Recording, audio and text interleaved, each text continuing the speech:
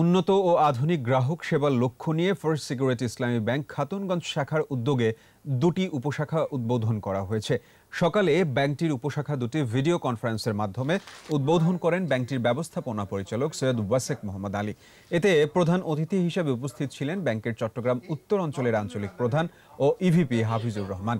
এ সময় বক্তারা বলেন, গ্রাহকের সুবিধার জন্য ফিশারিঘাট এলাকায় এবং আনসার ক্লাব শাহ আমানত উপশাখা নামে দুটি নতুন শাখার কার্যক্রম পরিচালনা করছে।